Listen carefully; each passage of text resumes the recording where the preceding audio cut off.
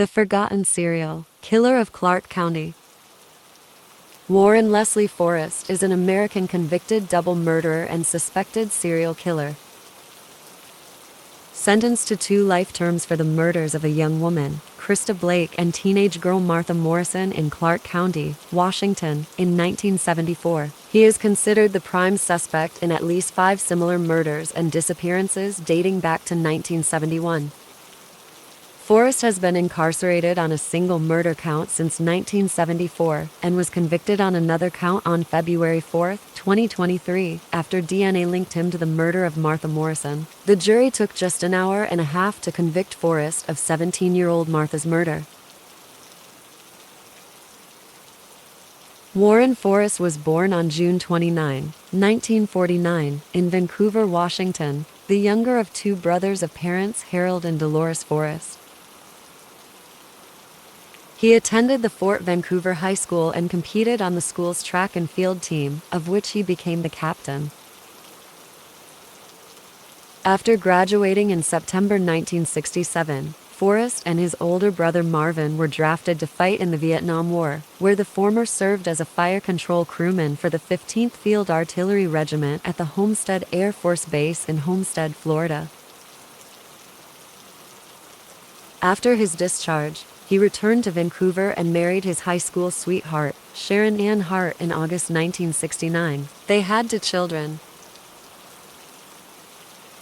Shortly after their marriage, they moved to Fort Bliss, Texas, and then to Newport Beach, California, where Forrest enrolled at the North American School of Conservation and Ecology. However, he quickly lost interest in studying and dropped out at the end of the first term. In late 1970, Forrest and his wife moved to Battle Ground, Washington, where he found a job with the Clark County Parks and Recreation Department. On October 2, 1974, Forrest was arrested on charges of kidnapping, sexual assault, and attempted murder. On the previous day, he had met a 20-year-old woman in Portland, Oregon, and lured her into his car under the pretense of doing a photo shoot. Instead, he drove to a city park and assaulted her several times, torturing her and shooting her with darts from an air-powered dart gun. Forrest then drove her to Camas, Washington, where he jabbed her 6 times with a knife near Lacamas Lake and attempted to strangle her. The woman fell unconscious after the attack, and as Forrest believed she had died, he completely undressed her and threw her into some nearby bushes. However, she woke up 2 hours later and managed to make her way to the city, where she was found by passers-by. She was driven to a nearby hospital and given emergency medical attention, and survived. Once in a stable condition, she provided a description of her assailant and the distinctive features of his car. According to her testimony, he drove a blue 1973 Ford van and had greeted several park employees while driving through the area. As the park was under the Parks Department's jurisdiction, police assumed that the perpetrator was an employee and started looking into their alibis. The examination revealed that Forrest was absent from work on the day of the attack, being on sick leave. As he owned a 1973 blue Ford van and matched the perpetrator's description very well, police obtained a search warrant for his home and vehicle. While searching his home, officers found jewelry and clothing fragments that belonged to the 20-year-old, who also conclusively identified him as her attacker once she was presented a photograph of him. Forrest was not able to provide himself with a convincing alibi, and was charged the same day. Soon after his arrest was publicized, they were able to identify him as the kidnapper of a 15-year-old girl who stated that she had also been assaulted by Forrest. According to her testimony, on July 17, 1974, she was attempting to hitchhike out of Ridgefield and voluntarily got into Forrest's van after he offered her a ride. Forrest sexually assaulted and beat her, and after they reached the slopes of Tukes Mountain, she was bound, gagged and tied to a tree. Forrest intended to kill her, but she managed to chew through the gag and hid in nearby bushes until the morning, when she emerged and sought help. Despite her testimony, Forrest was solely charged with the kidnapping and attempted murder of the 20-year-old woman. His legal team soon filed a motion for a psychiatric evaluation, which determined that Forrest was legally insane. He was thus acquitted by reason of insanity and ordered to undergo treatment at the Western State Hospital in Lakewood.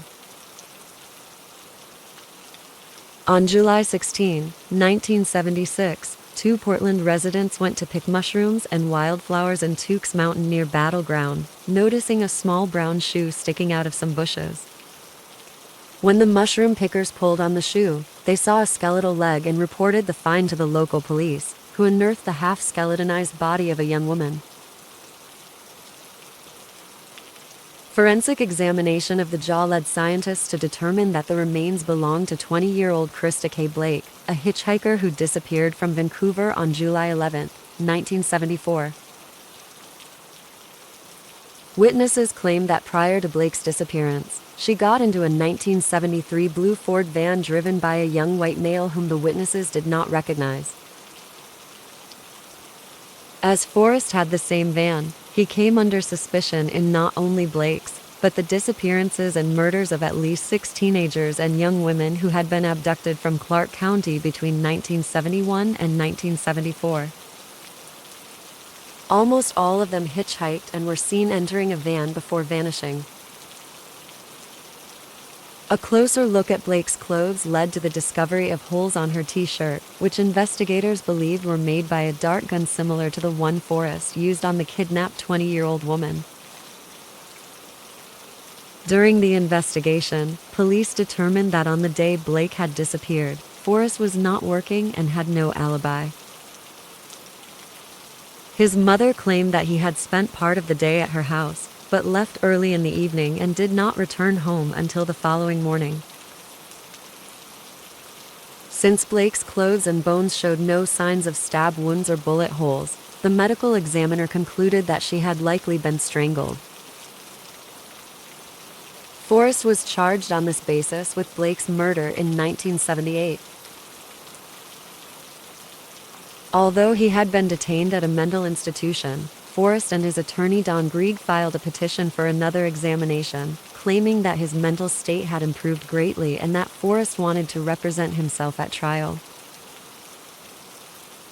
His request was granted, and Forrest was allowed to stand trial. Initially, 4 judges that had been involved with Forrest's previous trials were disqualified on the grounds of being potentially biased either in favor of or against him. This decision was eventually resolved, and Justice Robert McCullen was appointed as the trial judge. Forrest's trial began in early 1979, but a mistrial was declared after Forrest's attorney erroneously allowed a second dart gun unrelated to the case to be submitted as evidence. Forrest's defense team filed a motion for a change of venue from Clark County to Cowlitz County, arguing that the publicity surrounding the murders would prejudice the jurors against their client. The motion was granted, and the trial resumed in April 1979 at a court in Cowlitz County. During the proceedings, Forrest pleaded not guilty, claiming that he had been on vacation to Long Beach with his wife and kids. His alibi was confirmed by his mother, who said Forrest had been at home at the time when investigators supposed Blake had gotten into the van.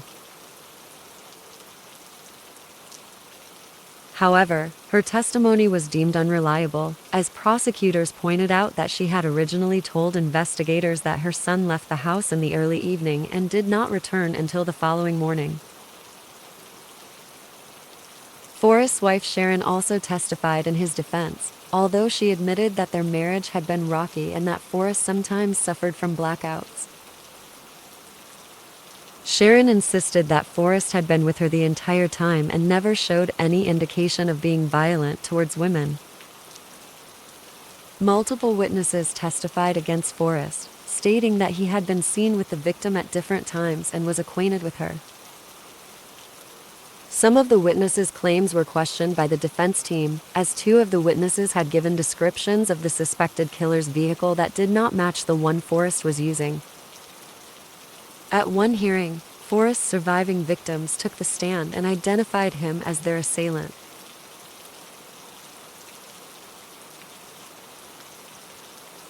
Forrest himself had pleaded guilty to the kidnapping and attempted murder of the 20-year-old woman, claiming that he had done so while under the effects of PTSD, but categorically refused to admit guilt in the murder of Blake and the kidnapping of the 15-year-old. The prosecutor's office, in turn, insisted that Forrest was guilty of all charges, as each crime matched his modus operandi. Forrest was ultimately found guilty and sentenced to life imprisonment with a chance of parole. Following his conviction, he was transferred to the Washington State Penitentiary in Walla Walla. Forrest filed an appeal in early 1982, but it was denied in October of that year. He has filed numerous parole applications over the years, which have been unsuccessful due to the fact he was a suspect in other violent crimes. Since his initial convictions, Forrest has remained a suspect in multiple kidnappings, disappearances, and murders committed in Clark County during the early 1970s. He has refused to cooperate with investigators. In 2017, at another parole hearing, Forrest confessed to murdering Christa Blake and to the initial kidnappings. He stated that Blake had been deeply depressed at the time of her murder, as well as severely stressed and suffering from the effects of a mental illness, and claimed that he did not intend to kill her at first, but eventually did so because she attempted to escape. He also candidly confessed to a total of 16 crimes involving women between 1971 and 1974, ranging from voyeurism to murder. In spite of this, he claimed that he had killed nobody else besides Blake, and that he was remorseful for his actions. Despite his admissions, his application was denied and he was prohibited from filing further appeals until March 20, 2022. The parole board stated that he continued to pose a danger to society and made minimal progress in ameliorating his behavior. In December 2019, Forrest was charged with the murder of 17-year-old Martha Morrison, who went missing from Portland, Oregon in September 19, 1974. Her skeletal remains were discovered on October 12, 1974, in Clark County, 8 miles from Tukes Mountain, where Christa Blake's body was found. However, authorities at the time were unable to positively identify Morrison, and she was known simply as a Jane Doe. In 2010, Morrison's half-brother submitted a DNA sample to police in Eugene, Oregon. In 2014, investigators began examining physical evidence from Forrest's criminal case to determine if it could be used in unsolved crimes. Forensic experts from the Washington State Police Crime Lab isolated a partial DNA profile from bloodstains found on Forrest's dart gun and cross-referenced it with Morrison's DNA, leading to the positive identification of Morrison's remains. Consequently, Forrest was identified as Morrison's killer. In January 2020, Forrest was extradited back to Clark County to await charges in Morrison's murder. On February 7, 2020, he pleaded not guilty. The trial was scheduled to begin on April 6, but was delayed several times due to the COVID-19 pandemic. The trial resumed in early 2023, and on February 1st, a jury found Forrest guilty of Morrison's murder. 16 days later, he was handed down another life sentence. Besides Blake and Morrison, Forrest remains the prime suspect in the disappearances and murders of at least 5 teenagers and young women. In each case, the perpetrator exhibited a similar modus operandi to Forrest. Jamie Rochelle Grissom, 16 years old, was a student at the Fort Vancouver High School who went missing while walking home from school on December 7, 1971. During the subsequent search for her, policemen found a number of her personal belongings, including her purse and an ID card, in Dole Valley. It was initially believed that she ran away and left the state. but she has not been located since. Since Morrison was later found buried not far from where her personal belongings were found, local authorities have reassessed their conclusions and now believe that Grissom was abducted and killed by Forrest. Barbara Ann Derry, 18 years old, went missing on February 11, 1972. She was last seen on Highway 14 trying to hitchhike from Vancouver to Goldendale, where she had moved to attend college. Her body was discovered on March 29 at the bottom of a silo inside the Cedar Creek grist mill. Derry had passed away from a stab wound to her chest area. Diane Gilchrist, 14 years old, went missing on May 29, 1974. A ninth-grade student at the Shumway Junior High School who had never exhibited problematic behavior. Gilchrist's parents claimed that she had left their home in downtown Vancouver through her bedroom window on the second floor and then vanished into the night. She has never been found, and her fate remains unclear.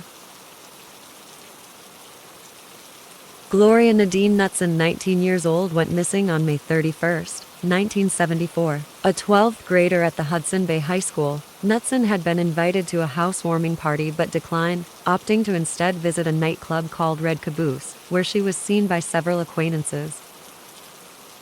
One witness told police that Knutson sought his help in the early morning, claiming that somebody had attempted to sexually assault her and was now stalking her. The man claimed that she had asked him to drive her home, but his car was out of gas. Distraught, Knutson decided to walk home and disappeared soon after. Her skeletal remains were discovered by a fisherman in a forested area near Lacamas Lake on May 9, 1978. Carol Platt Valenzuela, 20 years old, went missing on August 4, 1974, while hitchhiking from Camas to Vancouver. A married mother of 2 infant children, she was not known to be involved in prostitution or to have a criminal record. On October 12 the same year, her skeletal remains were discovered by a hunter in the Dole Valley outside of Vancouver, very close to those of Morrison. Due to this, authorities believe that Forrest likely killed both. On December 9, 2024, the Clark County Sheriff's Office said they have reopened cold cases that may be linked to suspected serial killer Warren Forrest.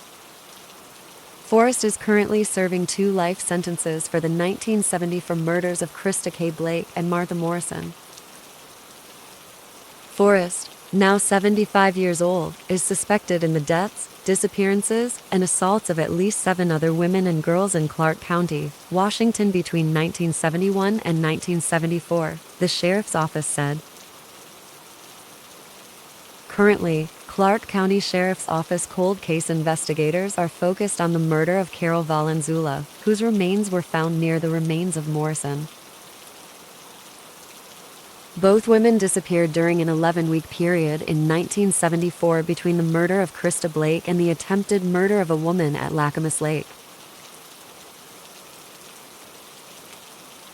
Valenzuela and Morrison's bodies were found in a densely wooded area of Dole Valley in eastern Clark County. Clark County Sheriff's Office investigators are working to analyze trace evidence, including hair and nail samples recovered from Forrest's van, which was used in several of his crimes. Advancements in DNA technology are now enabling further analysis of these samples to link them to unsolved cases.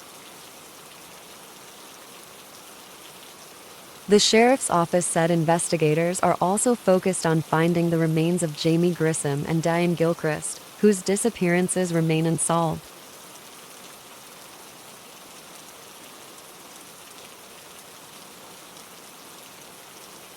Grissom's personal identification was recovered in the same area where Morrison and Valenzuela's remains were found. It would be safe to assume that Grissom and Gilchrist's remains could be close by. The Clark County Sheriff's Office urges anyone with information about these cases to contact the Cold Case Tip Line, 564-397-2036.